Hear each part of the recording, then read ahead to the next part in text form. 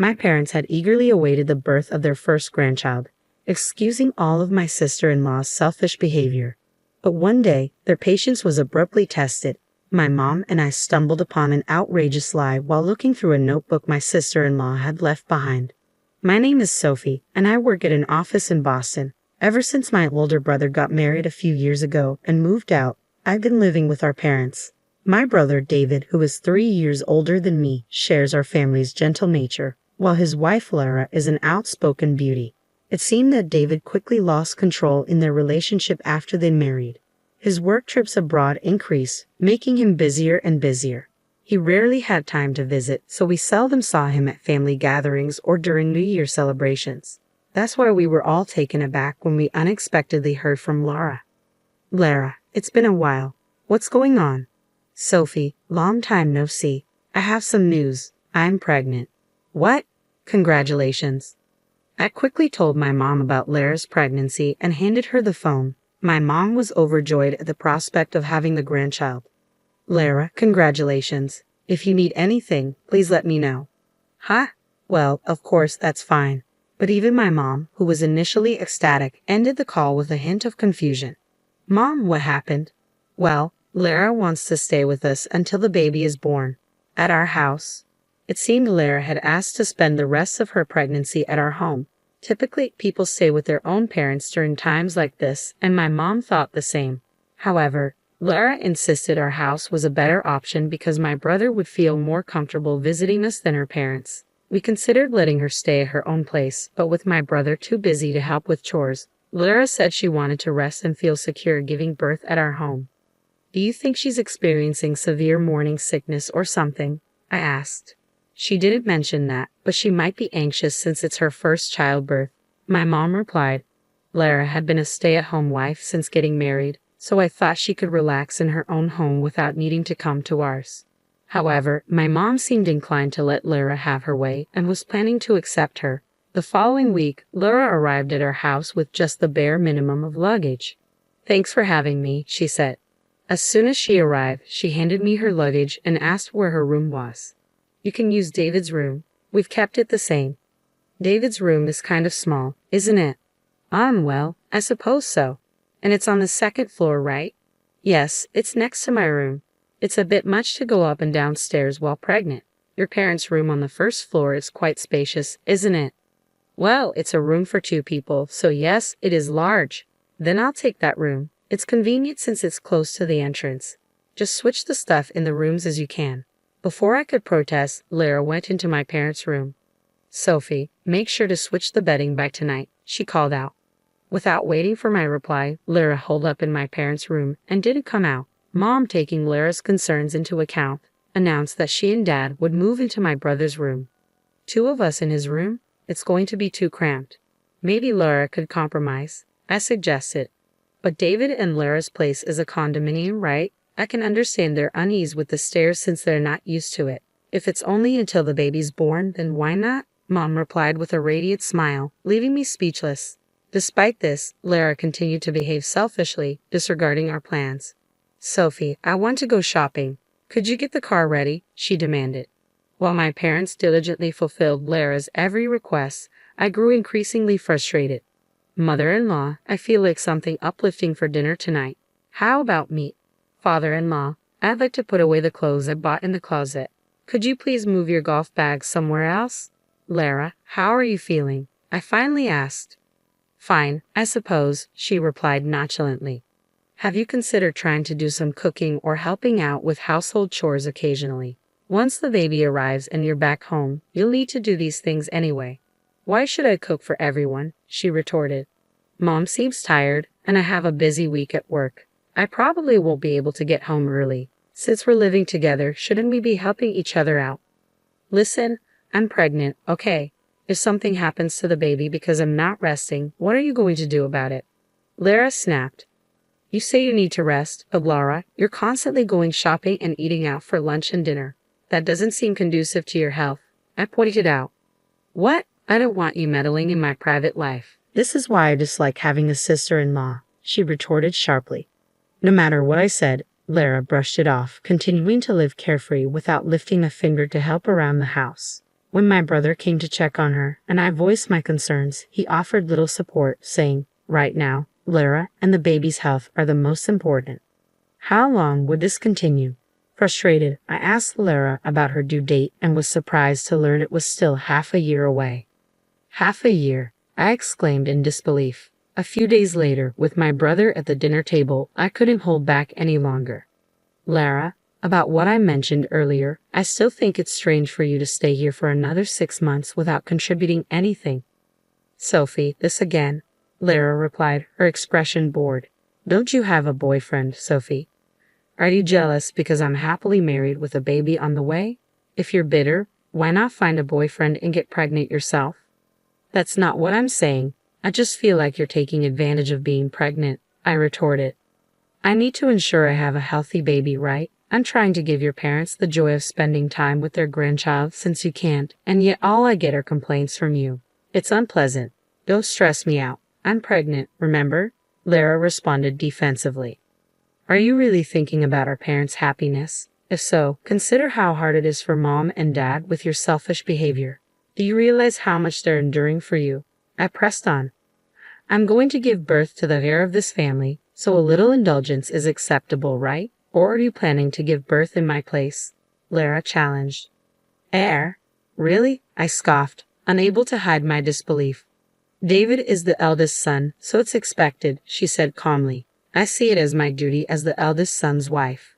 "No, that's not what I'm asking," I interjected firmly. "I want to know if my brother is truly the father of your unborn child." At my words, Lara suddenly became fidgety. "What? Of course he is. What nonsense are you talking about? But if your due date is in 6 months, that means you conceived when?" I trailed off, realization dawning. Mom, who had been listening intently, looked visibly concerned. "Lara, is it true your due date is in 6 months? Have you been deceiving David?" Mom's voice held a mix of worry and disbelief. "Enough. No, you're misunderstanding," Lara snapped defensively. "When I said 6 months, it was just a slip of the tongue," Lara stammered nervously. "Then show us your electronic health record and pregnancy journal," Mom persisted calmly. "You should have printed copies from the hospital, and you always carry your journal, right?" David looked puzzled by our exchange, but sensing Lara's hesitation, he quickly retrieved the pregnancy journal and health record from his bag, handing them over to Mom. "What's going on? Show us the electronic health record. What's the issue here?" David asked, growing concerned. Ignoring Lara's protests, Mom opened the journal, her expression turning grave. Inside was a photo of Lara with an unfamiliar man, and the electronic health record didn't match up. "I understand now," Mom said quietly, her usual warm smile replaced by a serious demeanor. "Mother-in-law, please listen to me," Lara pleaded desperately. "Due dates can be uncertain, right? But one thing is sure, a baby will soon be born into this family. You were excited about becoming a grandmother, weren't you? As a token of my gratitude for letting me stay in your home, I promise you'll have all the time you want to hold the adorable baby." However, Mom, piecing everything together, responded coldly, "Leave our home immediately." "Leave? What about my unborn child?" Lara exclaimed. "Why don't you spend this time at your parents' house? I'm sure it will be less stressful without an interfering mother-in-law or a sister-in-law," Mom retorted, already dialing Lara's parents to explain the situation. "Your father is on his way here." Upon hearing this, Lara panicked. "My father? But why?" As my brother and father looked on with confusion, I carefully explained that based on the due date, my brother had been abroad during the likely conception period, making it impossible for him to be the father. "But if it's not mine, then whose child is it?" David asked, his expression becoming tense as Mom showed him the picture in the journal. "Is it the man in this photo? They look friendly together." "Is this true, Lara? Explain," David demanded, his voice filled with disbelief. "I have no idea what you're talking about. This is a set," Lara denied adamantly, retreating to her room and locking the door. "Lara," David murmured, still processing the shocking revelation. After some time, Lara emerged with a suitcase in hand. "David, we can't talk properly here. Let's go home and discuss this privately, just the two of us." "What do you mean we can't talk here?" Lara snapped, her frustration palpable. "Sophie seems to dislike me, and in the end, your mother is on Sophie's side. You're the only one on my side, David. You mustn't believe what these people are saying." I could see her strategy clearly. She intended to portray us as the villains and sway David's allegiance once they were alone. If I let things continue unchecked, Lara would keep manipulating my brother. Just as I was about to intervene, the doorbell rang. I hurried to answer it, finding Lara's father standing there. He had rushed over after my mother called him. From the moment he arrived, Lara's father's face was flushed with anger. "Lara, what have you done?" he demanded, his voice laced with disappointment and concern. He proceeded to tell us about the night Lara had returned home while my brother was stationed abroad. It coincided with a school reunion in her hometown, and Lara had decided to attend. That night, however, she didn't come back. Her father assumed she was catching up with friends, but the next day he noticed people whispering and looking at him strangely whenever he went out. Is there something going on?"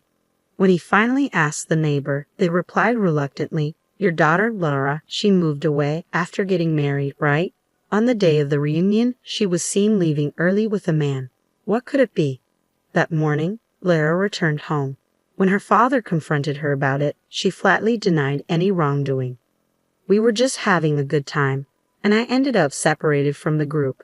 Maybe someone mistook the situation," Lara explained casually. "So there's nothing to worry about then, right?" her father asked, hoping for reassurance. "Of course not. I'm already married, Dad," Lara replied confidently.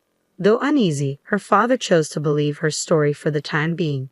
However, it would soon become clear that Lara had been deceiving not only us but her own family as well. "Is it true that you're pregnant? Is the baby from your affair?" It seemed Lara had kept her pregnancy hidden from her parents, possibly out of fear that her affair with a classmate would be exposed.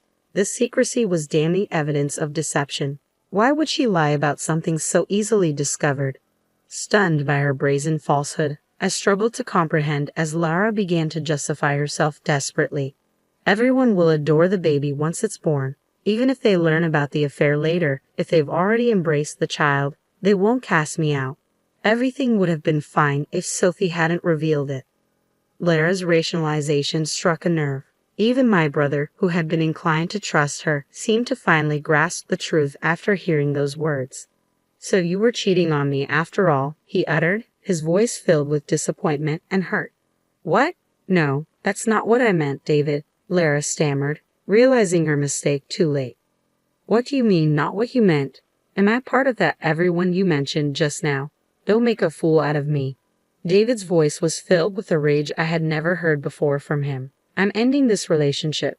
"No, David, you love children, right? You were thrilled when you found out I was pregnant. Let's raise this baby together." "What? Are you serious? Raise a child when we don't even know who the father is? The real father should be raising this child, not me," David replied firmly, his resolve unwavering. "What? Father-in-law, mother-in-law, Sophie isn't even married yet, right? We don't even know if she can have children. Don't you want to hold your grandchild?" Mom sighed in exasperation. "You must be joking. A child from a stranger has no blood relation to us. We can't consider that grandchild." "But it's your daughter-in-law's child, so isn't it a part of the family even without blood ties?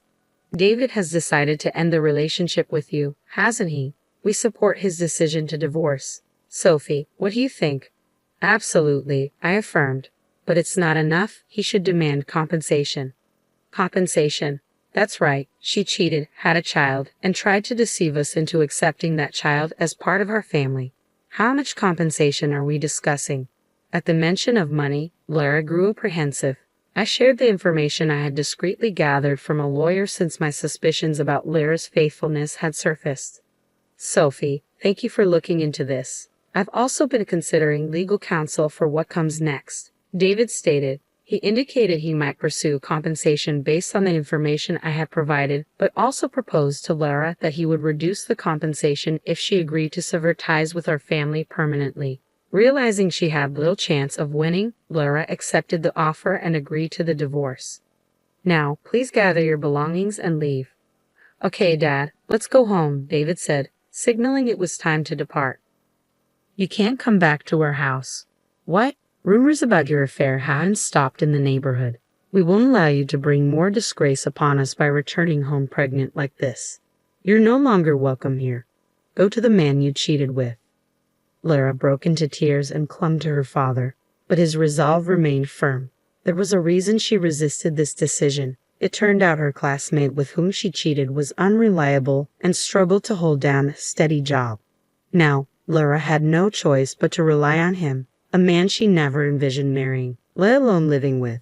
Despite ending up in his apartment together, his meager part-time income was insufficient for both of them. Until her due date, Lara had to work part-time, managing not only her own chores but also those for her unemployed partner. During the following weeks, David struggled with the shock of betrayal, but with our family's support, he gradually regained his footing. He's grateful that he didn't stay married to someone like Lara and now faces the future with optimism. Following our parents' guidance, David and I enrolled in marriage counseling. We see the experience with Lara as a valuable lesson, and we're committed to thoroughly assessing our future partners before marriage. Our goal is to someday bring the joy of grandchildren to our parents.